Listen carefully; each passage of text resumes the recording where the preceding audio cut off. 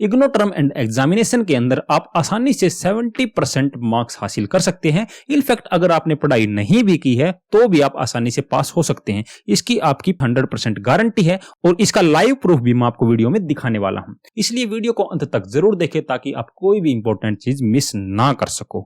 इससे पहले अगर आप हमारे चैनल पर नए हैं तो प्लीज सब्सक्राइब कर लीजिए ताकि आप इग्नो से रिलेटेड सभी important updates time to time प्राप्त कर सकें। सबसे पहले मैं आपको प्रूफ दिखाने वाला हूं। स्क्रीन पर आप मेरा ग्रेड कार्ड देख सकते हैं और यहाँ पर आप टर्म एंड थ्योरी के अंदर मेरे द्वारा लिए गए एग्जाम के अंदर मार्क्स देख सकते हैं। यहाँ पर आपके फर्स्ट सब्जेक्ट के अंदर 39 है, 52 है, 40 है, ये सभी के अंदर मार्क्स हैं। यहाँ पर आप एक चीज नोटिस कर सकते हैं कि कुछ सब्जेक्ट यहाँ पे नॉट कंप्लीटेड यहाँ पर शो किए जा रहे हैं। उनका रीजन ये है क्योंकि यहाँ पर आपके असाइनमेंट के मार्क्स नहीं लगेंगे और यहाँ पर आप देख सकते हैं कि 35 वाला कंप्लीटेड है। इसका मतलब ये है कि जो बैचलर लेवल के सब्जेक्ट हैं उनमें 35 मार्क्स वाला पास होता है और वहीं मास्टर लेवल के जो सब्जेक्ट होते हैं उनमें 39 जिसके एग्जाम के अंदर मार्क्स हैं वो पास होता है। तो ये सारे के सारे जो एग्जाम है वो मैंने बिना पढ़े दिए थे और यहाँ पर आप मेरा स्कोर देख सकते हैं। ये करीब आपका 60% के आसपास है। बट उस समय मेरा एक्सपीरियंस इतना ज्यादा नहीं था इसलिए मेरे मार्क्स थोड़े से कम हैं।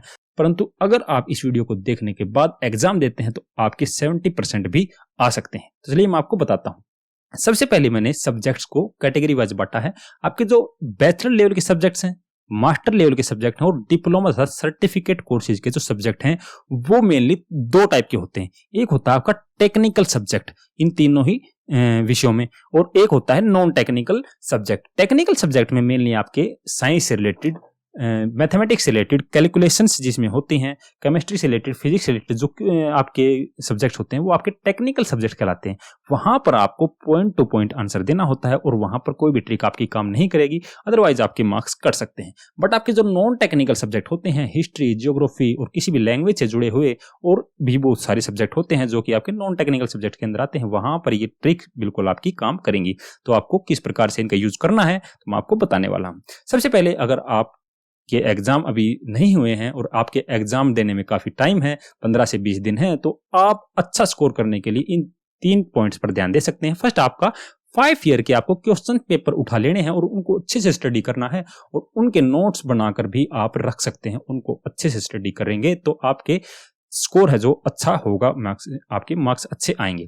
नेक्स्ट, आपको जो सब्जेक्ट के असाइनमेंट हैं उससे भी 1-2 क्वेश्चंस आ जाते हैं, आपको उसको भी अच्छे से स्टडी करना है। लास्ट में आपकी जो नॉलेज जो सब्जेक्ट है वो काम करती है। आपको उस सब्जेक्ट की कितनी नॉलेज है पहले से या फिर जो बुक्स आपने पढ़ी हैं। इसकी शॉर्ट बुक्स भी आती हैं नीरज पब्लिकेशन की और इससे के अलावा भी कुछ बुक्स आती हैं जो मैं आपको डिस्क्रिप्शन में दे दूंगा।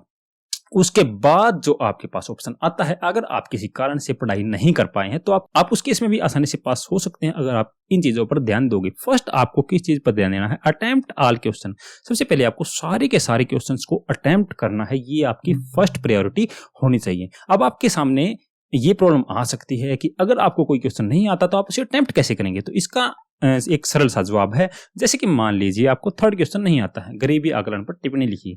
अब आपको गरीबी आकलन पर टिप्पणी का नहीं पता है एक्चुअल में, तो आपको एक वर्ड उठा लेना है, गरीबी है। तो गरीबी से रिलेटेड आपको जितनी भी जानकारी है, जितनी भी बुक से रिलेटेड आपने पढ़ी है या फिर आपके अंदर जो माइंड के अंदर जितनी भी जानकारियां हैं वो आपको लिख देनी है। यहां पर आपके क्वेश्चन का आंसर गलत हो सकता है, परंतु अगर आप कुछ लिखेंगे तो वहां पर आपका जो क्वेश्चन अटेम्प्ट हो जाएगा और वो बहुत ही जरूरी होता है आपके लिए। ये मैं आपको वीडियो में आगे बताने वाला हूं। उसके बाद आपको क्या करना है? Attempt question serial wise. इसका भी आपको विशेष ध्यान रखना है। जो क्वेश्चंस आपको सीरियल वाइज ही अटेम्प्ट करने हैं और उससे जो एग्जामिनर होता है, जो आपके एग्जाम चेक करता है, उसका जो माइंड होता है वो आपको पास करवाने वाला जो माइंड सेटअप रहता है, वो सोचता है कि किस प्रकार से मैं स्टूडेंट्स को पास करूं और किस प्रकार मैं उनको नुकसान होने से बचा सकूं। तो आपको उसको ऑप्शन देना है कि आपका एग्जाम है जो उसको पढ़ के उसका जो माइंड है वो रिलैक्स रहे। अगर आपने ज्यादा कुछ गड़बड़ की तो उस पर ध्यान जाएगा और आपके एग्जाम के अंदर मार्क्स कटने के चांसेस बढ़ जाएंगे। तो आपको नेक्स्ट इस चीज के ऊपर ध्यान देना है। नेक्स्ट है आपका गुड हैंड राइटिंग। हालांकि इसके ज्यादा मायने नहीं है, बट आपको ट्राई करना है कि जो आपको फर्स्ट और सेकंड क्वेश्चन है, शुरुआत के 2-3 जो पेज होते हैं वहां पर आपको गुड हैंड राइटिंग लिखने की कोशिश करनी है, ताकि जो एग्जामिनर चेक करे उसके ऊपर अच्छा प्रभाव पड़े और वो आपको 1-2 मार्क्स एक्स्ट्रा दे दे, ताकि वो एक एक करके आप पासिंग मार्क्स तक पहुंच जाओ। नेक्स्ट आपका प्रॉपर लेंथ ऑफ क्वेश्चंस। ये बहुत ही इंपॉर्टेंट होता है। कई बार क्या होता है कि आपका 20 मार्क्स का क्वेश्चन होता है, बट आप 1 या 2 पेजेस के अंदर ही उसे निपटाने की कोशिश करते हैं, उसके अंदर आपके 20 मार्क्स नहीं मिलने वाले हैं। 20 मार्क्स के लिए आपको कम से कम 4 से लेकर 6 पेज तक आपको लिखने पड़ते हैं दोनों साइड से।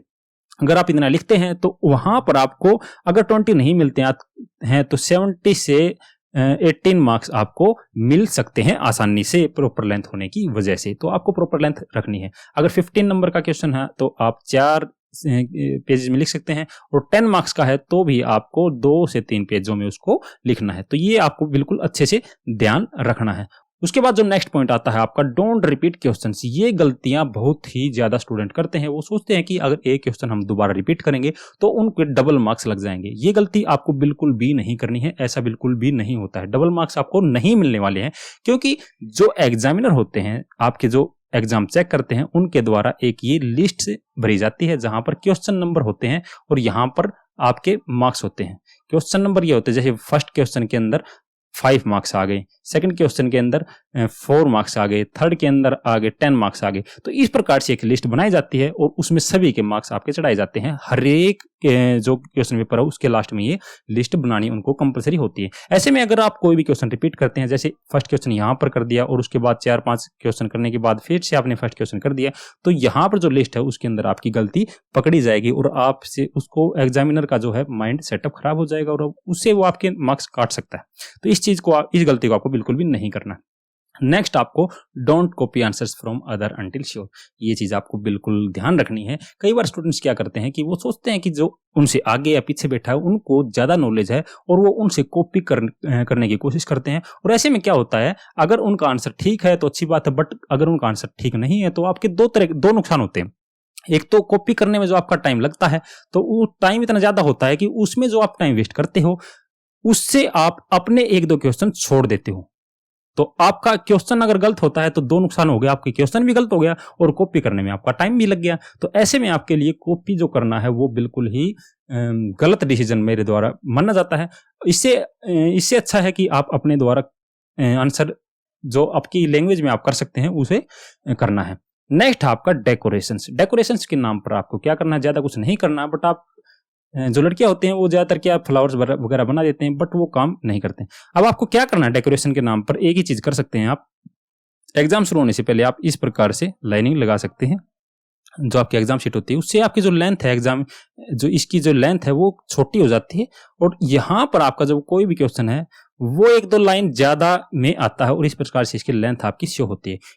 इससे क्या है, आपकी जो एग्जामिनर के ऊपर अच्छा प्रभाव पड़ता है और उससे आपके जो एग्जाम बढ़ने के चांसेस होते हैं। ज्यादा नहीं, 1-2 जो मार्क्स है वो बढ़ने के चांसेस रहते हैं और वही आपको लास्ट में पास करवाने के लिए कारगर सिद्ध होते हैं।